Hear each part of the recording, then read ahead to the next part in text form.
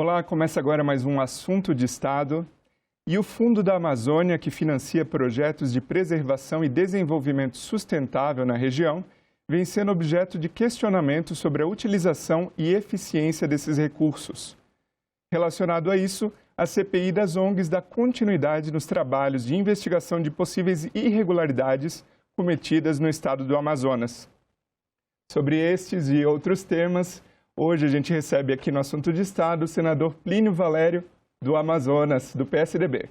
Bem-vindo, senador. Obrigado. Mais uma vez aí, podemos falar de um assunto tão bom, que nos interessa a todos. Então, para a gente começar, senador, vamos falar um pouco sobre a CPI das ONGs, que o senhor preside, e que investiga a atuação de organizações não governamentais no Estado e na região da Amazônia, num todo. Que indícios ou denúncias motivaram a criação dessa comissão?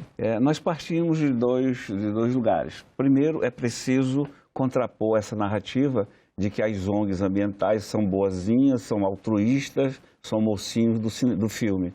Eles pregam a narrativa deles, implementaram essa narrativa incorporada por parte da elite brasileira. Nós estamos mostrando a outra realidade, que eles não são bonzinhos, eles são interesseiros e interessados. E a gente está partindo de um relatório do TCU, que auditou alguns convênios de ONGs com o Fundo Amazônia, via BNDES, e tem muitas irregularidades. E a partir daí, denúncias, muitas e muitas denúncias, de que mostram que eles estão na floresta para atrapalhar. Estão maquinando, eles estão conseguindo tornar mestiços em indígenas, aumentam aquela etnia quantitativamente, espalham aqueles índios no meio da floresta, fazem estudo antropológico e mais tarde convence a FUNAI a pedir para demarcar como área indígena. Então a gente está mostrando essa versão, a outra versão, o outro lado dos bonzinhos. Nós estamos mostrando os invisíveis, aqueles que reclamam que não estão satisfeitos que eram as ONGs fora da nossa floresta. O senhor comentou sobre o TCU e suas auditorias em algumas dessas ONGs, né? Então, as ONGs que recebem recursos públicos, elas têm a auditoria do TCU, entre outros órgãos de auditoria. Já sobre as ONGs que não recebem recursos do governo, quais são as dificuldades que a CPI tem encontrado em investigar a atuação dessas ONGs? Na realidade, essa auditoria do TCU nessas ONGs foi um pedido de um senador. Me parece que foi o senador Márcio Bittar, porque o BNDES, que é o gestor do Fundo Amazônia, não cobra. Olha só, as ONGs que recebem dinheiro do Fundo Amazônia, Noruega, Alemanha e Petrobras, o BNDES que aloca esse dinheiro, eles não têm compromisso de prestar contas. Quando eles prestam conta, eles fazem uma autodeclaração. Imagina só, né, o que é macaco tomando conta de Bananal. Então, essa auditoria que teve no TCU foi a pedido de um senador. O que a gente quer? Nós temos duas coisas. Abrir a caixa preta para que o brasileiro tome conhecimento. Tome conhecimento da versão contrapondo a essa narrativa deles. E o outro é, no final, apresentar projetos de lei, né, projeto de lei complementar, de resolução, para tornar essa transação transparente. A gente não quer acabar com o Fundo Amazônia. A gente acha que a Amazônia precisa de recursos, assim como o Brasil. Precisa de parceiros. O problema é que eles nos dão o dinheiro e comandam o nosso destino. Eles dão o dinheiro dizendo para quê e para quem. Eles não dão a liberdade de você escolher para quem vai e o que quer fazer. O Fundo Amazônia é uma luva que casa na mão de algumas ONGs já previamente escolhidas. E a gente está colocando isso a nu e mostrando. Mas no final é elaborar leis para tornar isso transparente. E, senador, pensando também na existência das ONGs regulares, que atuam de forma benéfica para o Estado, de que forma essas ONGs podem contribuir com a CPI, até porque é interesse delas, né? Isso, que as ONGs irregulares não atrapalhem as atividades benéficas para o Estado do Amazonas. Eu tenho dito que a CPI, que a gente lutou 4 anos e meio, não é para demonizar ONGs. Essas ONGs boas sequer são citadas e não serão chamadas. Agora, se quiserem vir até nós para mostrar o seu trabalho, teremos o maior prazer. A gente sabe que a maioria das ONGs são ONGs boas. A gente está atrás dessas ONGs más, que prestam desserviço. Elas informam lá fora para conseguir dinheiro. Dizem que a Amazônia está pegando fogo, está sendo devastada e que nós, brasileiros da Amazônia, não temos competência para tomar conta. Aí conseguem dinheiro, ficam com esse dinheiro, e é uma das irregularidades. O TCU detectou que tem ONGs que gasta até 85% com seus membros. São todos bem remunerados. Quando você pensa em ONG, a gente pensa em voluntário, né? O cara é voluntário. Não, ele é pago para isso. e eles são prepotentes, muito prepotentes. Eles entram na mata, não dão satisfação ao governo, não respeitam nossas leis nem nossas regras. Eles acham que tem que chegar lá com dinheiro e fazer, porque tem dinheiro, quem manda é quem tem dinheiro. Como eles dão o dinheiro, eles querem mandar também no destino do povo da Amazônia. E esse povo que a gente está mostrando está revoltado, não quer isso, não quer tutela, principalmente os indígenas. Então, acho que as boas ONGs têm que ficar tranquilas, continuar seu trabalho, que é um trabalho louvável. Senador, além de investigar interesses escusos de algumas ONGs, eventuais irregularidades, desvios de finalidade, há também indícios de cometimento de crimes?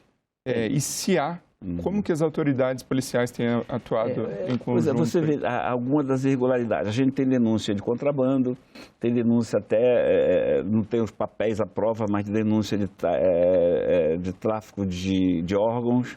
A gente tem narcotráfico, mas a gente tem que tomar uma decisão. São muitos assuntos, cabe tudo nisso. Se eu for me preocupar com todos os assuntos, todas as que chegam, eu não vou chegar a lugar nenhum.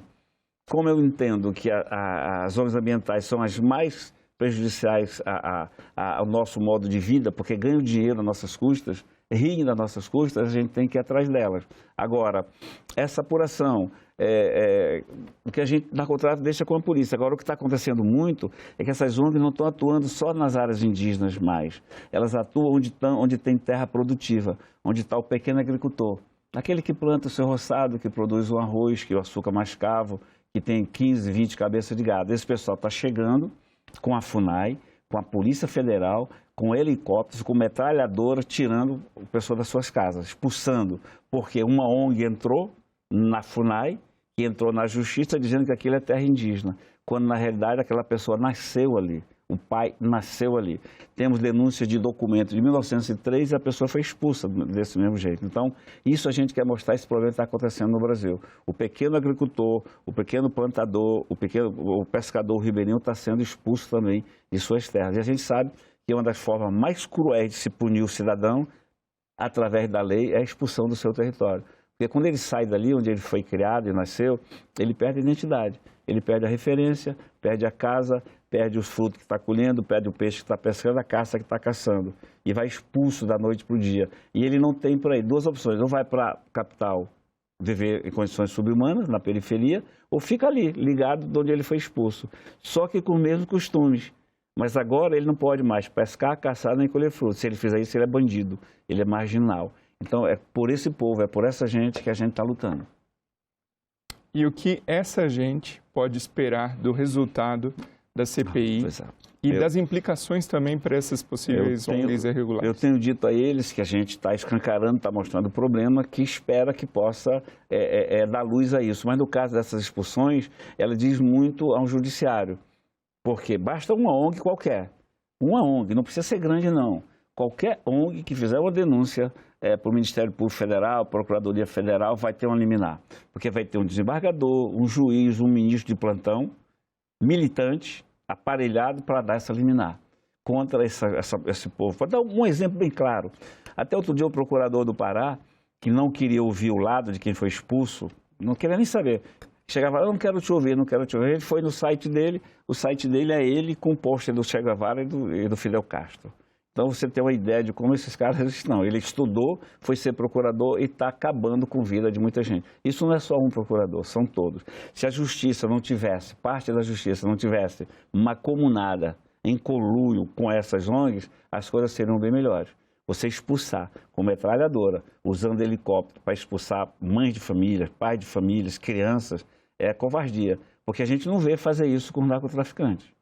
E o narcotráfico tomou conta da Amazônia, graças a esse tipo de coisa. Você expulsa, você impede que a pessoa tenha sua renda, seu trabalho, o narcotráfico vai cooptar aquela pessoa, vai capturar. Tem casos aí de depoimentos de mãe que dizem que o filho serve ao narcotráfico, porque lá tem o salário garantido e a polícia não mexe com ele. E a IBAMA não vai com ele, e a FUNAI não vai com ele. Se ele tiver servido narcotráfico, se ele estiver plantando sua macaxeira, produzindo sua farinha, vão dizer que ele invadiu a terra e ele é expulso. Então é contra essa justiça que a gente está lutando. O que eles podem esperar da gente? Muita luta e no final algumas leis. Infelizmente, a gente tem parte do judiciário aparelhado também, infelizmente. O senhor comentou narcotráfico, um pouco antes o senhor também mencionou tráfico de órgãos. Recentemente saiu na mídia uma matéria sobre tráfico de pessoas na região, principalmente de São Gabriel da Cachoeira, dos muçulmanos. Dos muçulmanos não. da religião islâmica. Então, uma organização internacional aliciando pessoas em situação de vulnerabilidade para se converterem a essa religião islâmica. Queria que o senhor comentasse como proteger esse povo mais vulnerável. Exatamente. Você protege, você tornando claro isso, dizendo que isso acontece. Você protege dizendo que esses mocinhos do cinema não são mocinhos, são bandidos. E você prova que eles são bandidos, porque você passa a vigiar e ter mais cuidado. Essas ONGs, essa agenda global, agenda global, ela tem mais de 40 anos. Eles cooptaram estudantes de comunicação, de direito, de engenharia, de geologia e levaram para fazer a cabeça. Então, são esses caras que hoje ocupam essas ONGs. Quando eles não levam, eles promovem seminários com o servidor público. Olha, tu imagina o seguinte, a Sonja Guajajara, ela foi recebida pelo Leonardo DiCaprio. Tu imagina só a cabeça de uma mulher dessa. O Leonardo DiCaprio recebeu. Volta de lá dizendo que o Leonardo DiCaprio quer. E o que eles querem não é o que é bom para nós.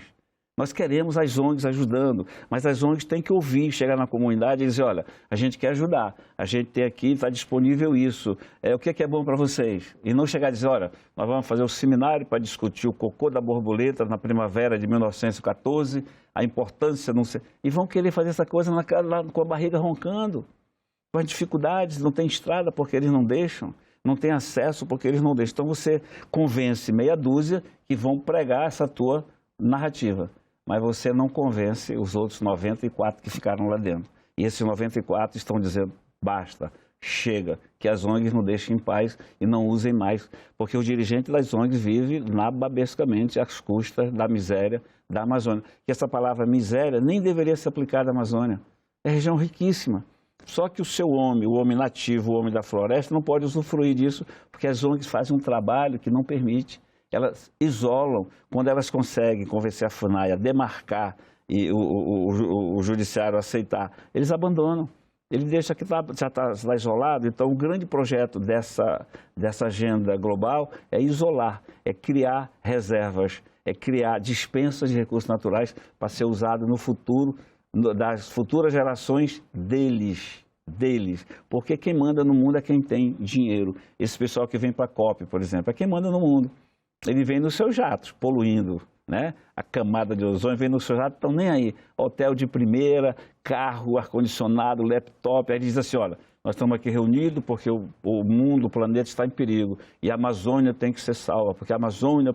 Aí nos dão uma tarefa, está aqui a tarefa de vocês, babaca, brasileiros, e vocês vão ter que fazer isso, e nós vamos embora amanhã, tá bom? Tchau, foi bom, e vão embora. E a gente fica com a tarefa.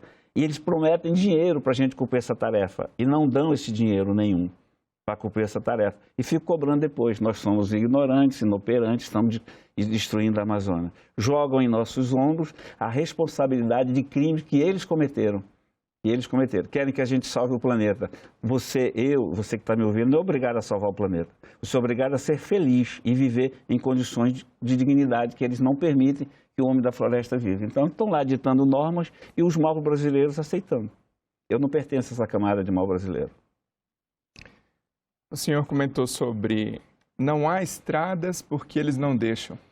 Então, partindo para essa área da infraestrutura, falando da BR-319, e o quanto ela poderia integrar social e economicamente a população do Amazonas, né, com o restante do país. Hoje, há obstáculos em termos de impacto florestal e também de aldeias indígenas. De fato, quais são os obstáculos para que se promova melhorias, né, e o completo tráfego nessa BR, e de que forma o Senado pode contribuir para isso? Eles alegam muitas coisas. A BR-319 já existe há quase 40 anos. Passava ônibus, tinha pensões, tinha pousadas na beira, passava. Não tem asfalto, tem o chamado meião que alaga, que é difícil. O que a gente quer é que asfalte, né? O problema, o que eles dizem? Que vai impactar o meio ambiente. Não vai. A estrada em si não vai impactar porque ela não vai derrubar uma árvore mais. Ah, mas o entorno vai ser invadido. Bem, aí, pô, se o entorno vai ser invadido, o problema é de quem está no comando do Estado. É de que o braço da lei tem que chegar lá. O que nós queremos, nós amazônicos, particularmente nós amazonenses, nós queremos o direito de ir e vir, nós queremos ter a dignidade de escolher se a gente quer ir ou não quer ir. E esse direito nós não temos. Ou você sai pelo rio, via fluvial, e para chegar no teu destino são meses, ou então você sai de avião, que é muito dinheiro. Com a Marina, com o governo aí, essa A319 não vai sair. A Marina, ela repete. Todo mundo pensa que a Marina é isso e aquilo. A Marina é um elemento utilizado por essas organizações internacionais. E ela prega, ela não quer por causa do impacto, porque não vai derrubar uma árvore, gente. Não vai. Agora, se vai ter problema de invasão no entorno, é outra questão. Então, é questão de birra. Eu falo muito de cadeados ambientais. Nós temos cadeados seríssimos, fortes, ambientais, que não nos permitem evoluir. O Brasil é o único país no mundo que tem uma legislação ambiental que diz o seguinte: você tem direito, sim. Quanta terra você tem? 100 hectares? Você tem direito a mexer em 20, 80 você não mexe. Lugar do mundo nenhum existe. Então, essa hipocrisia tem que ser colocada para o brasileiro, para a brasileira. Qual é a hipocrisia? Nós não podemos fazer nada. Vamos lá, a Alemanha dá dinheiro para o Fundo da Amazônia. O que a Alemanha está fazendo? Explorando carvão. Apertou a crise energética por causa da guerra, está explorando carvão, derrubando igreja, derrubando escola e cavando para ir buscar carvão. Os americanos, que tanto combatem a gente, o que é que estão fazendo? Explorando suas reservas ambientais, tirando madeira. Noruega, que dá dinheiro para o Fundo da Amazônia, descobriu agora um minério chamado terras raras, que tem muito na Amazônia, e ela vai explorar. Está nem aí para a gente, estão se lixando. O Macron na França, a gente não pode fazer nada aqui. A Guiana Francesa, ele explora o ouro. França é rica em ouro graças à Guiana Francesa, que é território francês, faz fronteira com o Brasil. É uma fronteira enorme. E é muita hipocrisia. Leonardo DiCaprio fala disso, daquilo, mas não abre mão do jato. Não abre mão da mansão de 40, 50 quartos, não abre mão de nada. Então esse pessoal fala muito e o brasileiro incorpora isso, cara. Essa nossa luta é com o brasileiro, para que ele entenda que isso é falácia, que isso é hipocrisia. Você fala muito dos americanos, os índios americanos. Eles têm lá 3,5 milhões de índios, de indígenas. Eles ocupam, esses indígenas ocupam do território nacional dos Estados Unidos 3%. 3,5 milhões de índios para 3%. Aqui nós temos 1 milhão de índios, mais ou menos, sendo que 300 mil vivem na capitais. Então, tu só tem 700. Ocupam 14% do território nacional. E se o marco temporal cair, vai subir para 20%, 22%. Você imagina o que é um país não podendo mexer em 22% da sua terra, né? Só de reservas indígenas. Depois vem as reservas ambientais, reservas extrativistas. É isso que eles querem, é nos isolar. E quando eles nos isolam, eles são injustos, porque eles estão condenando a nossa população à fome e à miséria. A Unicef diz, no seu relatório de 2017, que a Amazônia é o pior lugar do planeta para uma criança viver. A Amazônia, cara. Pior lugar para uma criança viver. Por quê? Morre mais de 1.000 crianças em cada estado desse antes de completar um ano, porque a mãe não foi assistida. 9 milhões de casas, de lares, que a gente chama de lar, na Amazônia não tem condições de comprar uma cesta básica. E o Fundo Amazônia atendeu até agora 266 mil pessoas no universo de 25 milhões de pessoas. E acho que estão fazendo bem. E, senador, para sair desse isolamento que o senador comentou, acredito que uma vez saindo desse isolamento, principalmente no transporte terrestre, que a gente comentou sobre a BR-319, acredito que os ganhos econômicos para a região serão enormes, né? Sim. Também citando, eu mostro aqui no infográfico para a nossa audiência, a questão da Zona Franca de Manaus, que teve um destaque aí no ano passado, com uma marca histórica, por exemplo, de 174 bilhões de faturamento.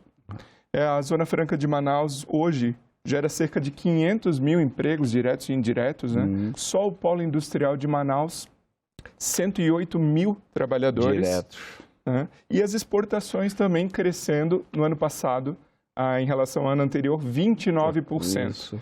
Isso tudo, senador, com um custo, digamos, para o governo, de um incentivo fiscal de 25 bilhões, para um faturamento recorde de 174 bilhões. Como que o senhor avalia essa questão da Zona Franca de Manaus? Esse 25 bilhões que você fala, ele representa o quê? 8%, 8,2%? 8,5% do incentivo fiscal. 8,5% do incentivo fiscal. Onde é que estão os outros 91,5%?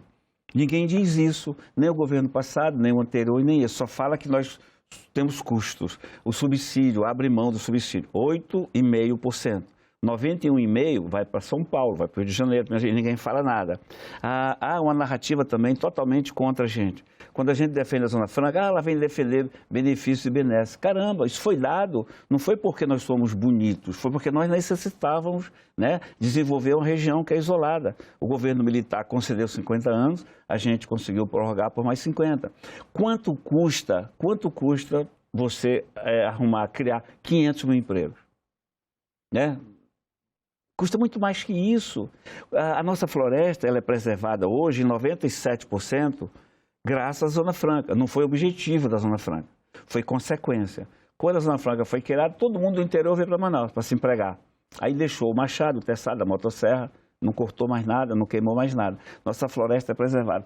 Quanto custa para esses hipócritas? Eu sempre perguntei, me diga quanto custa uma floresta do tamanho da nossa preservada. Transforma isso em dinheiro. E ela está preservada. Por quê? Quando você acabar com a Zona Franca, a gente tem mais 50 anos, você vai obrigar a gente para o extrativismo. E o extrativismo é isso, são recursos naturais. Então, há muita narrativa, assim como das ONGs, em torno da Zona Franca, que é mentirosa. Não dizem que a Receita Federal arrecada 14, 18 bilhões por ano e que nós recebemos de volta só 6, 7 bilhões aquelas transações que são obrigatórias de passar. Não dizem isso, ou seja, a gente manda dinheiro para o país. E essa televisão que você está me vendo agora, a televisão Samsung, seja lá o que for, esse iPhone, essa coisa, produzida na Zona Franca. Esse subsídio ele é só dado quando você produz. Se você não produzir, não tem incentivo. Então, por isso que a gente está muito preocupado sempre, né, vivendo no fio da navalha, porque é uma narrativa contrária a nós. Os números mostram que a Zona Franca é uma coisa positiva para o país. É o único modelo econômico ambiental no mundo que deu certo. Porque produz emprego, a indústria produz, o comércio é ativo e ainda preserva a floresta. Então, quer acabar com um modelo desse. Por isso que a gente está preocupado muito com essa reforma tributária. E preocupando-se, então, com a reforma tributária que tramita no Congresso, eu queria saber do senhor em que termos o texto atual da reforma pode impactar a Zona Franca e como o senhor vem atuando no Senado hoje para garantir que não haja prejuízos para o polo industrial de Manaus. A nossa bancada, 8 deputados federais e 3 senadores, nós estivemos reunidos para ver com os técnicos o que é bom não prejudicar a Zona Franca e colocar na reforma. Colocamos, né? O governo aceitou o que foi colocado lá, isso aqui prejudica, isso aqui e tal. Mas deixaram, vou pormenorizar as nossas vantagens em relação aos estados em lei complementar. E lei complementar é um perigo, nem sabe quando vai ser sancionada, quando vai sair e de que forma será publicada. Então, eu tenho trabalhado mostrando para os meus pares, para os meus companheiros, de que não está tão bom assim para a gente. O bom era definir logo agora. Já definia no texto. Como o Eduardo Braga é senador do Amazonas, pode ser que a gente defina agora no texto, esmiúce essa vantagem e não jogue para a lei complementar. No todo, eu venho trabalhando, se eu tiver que votar só a reforma tributária, e aí, deixa eu te fazer um parêntese, a gente olha muito para o nosso umbigo, por isso que a reforma tributária ela é difícil, porque você olha para o teu umbigo. São Paulo, Rio de Janeiro, Minas Gerais, o que for ruim para o nosso estado, ninguém vai dar um tiro no pé. Então, ela é muito difícil para isso, a gente tem que olhar para o umbigo. Mas se eu deixar de olhar para o umbigo, né, Zona Franca, ou então está contente, eu votaria contra. Você não pode penalizar serviços e bens. Quando você penaliza, tudo é maravilhoso, mas penaliza serviço, você penaliza toda uma cadeia. E outra coisa, essa reforma, ela só diz o seguinte, vamos arrecadar, vamos arrecadar, vamos arrecadar, vamos arrecadar. Ela não diz vamos cortar, vamos reduzir. Então, uma reforma que não reforma, não é reforma.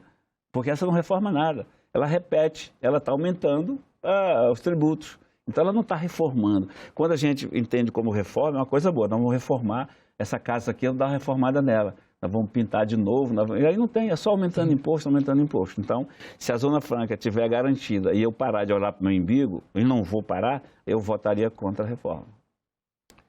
Muito obrigado, senador Plínio Valério, pela sua participação aqui no Assunto de Estado. E o meu muito obrigado a você que nos prestigia com a sua audiência. Essa entrevista já está disponível para você rever ou compartilhar no nosso site senado.leg.br/tv ou no nosso canal no YouTube, aproveita e se inscreve lá, e também no podcast, nas principais plataformas de áudio. Até o próximo Assunto de Estado.